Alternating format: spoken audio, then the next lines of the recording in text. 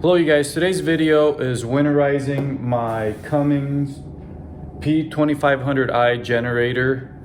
I've only had this since hunting season of this year, or shoot, it's 2024 now, it's the 5th I think.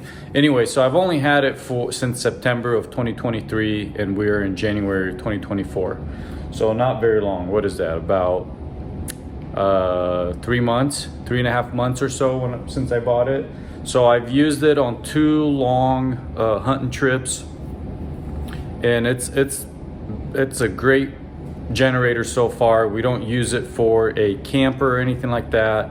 It's strictly for base camp, so to recharge cameras, phones, lighting, that sort of deal. And it's perfect. It's small, compact, it's quiet. I got it for a screaming deal.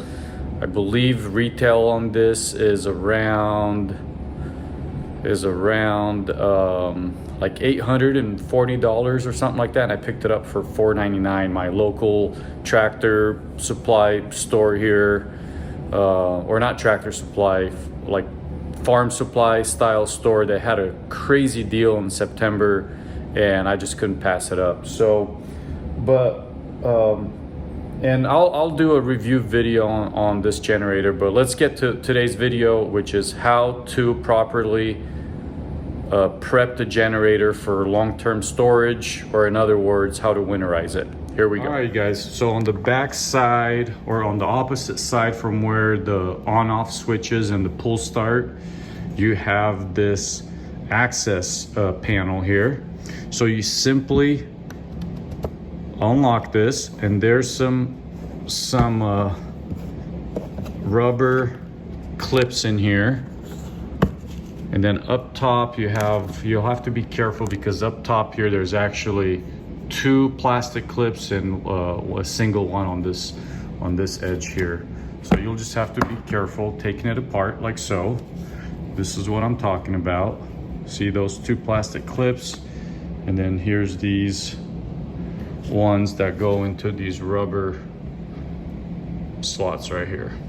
All right, so here is the carburetor, and the main thing when you winterize it is you don't want any fuel in this carburetor at all. And the bummer thing with this particular generator is that there's no fuel turnoff. So that makes it a little bit tougher, but they've done a really good job on making it pretty easy on draining the carb. So as you can see here, there's an access tube right here. You just fish it out like so, and then this is the float release valve. And or actually let me look it up and see what the proper term is for that. So it's actually the float bowl drain screw. So I tried to look up videos on how to do this, and I couldn't find one on this particular generator, and so that's why I'm making this video. And basically I was like, well, let me pull out the operator manual for this particular generator, and sure enough, on page 22,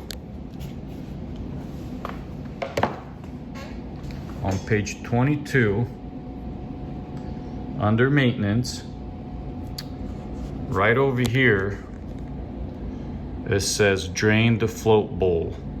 So it doesn't specify that, hey, this is what you need to do to winterize it, but if you have a chainsaw or a lawnmower or a leaf blower or anything like that, really this is the basics on how to winterize a small motor.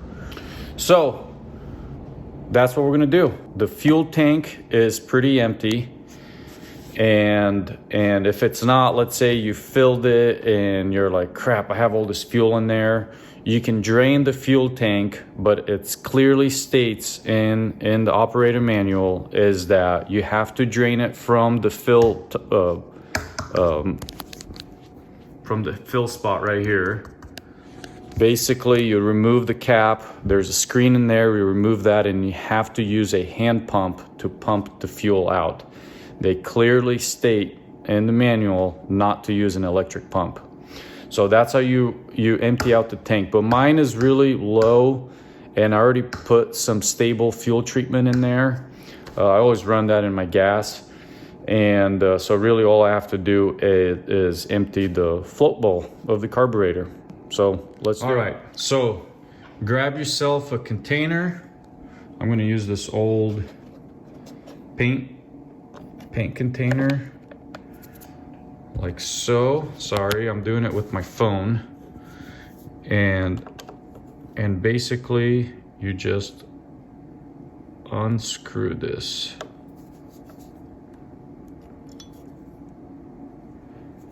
And fuel, yep, there's the fuel. It's gonna start coming out.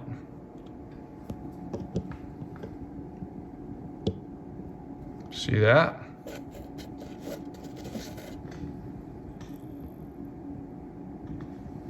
And look at, there's already air bubbles in here.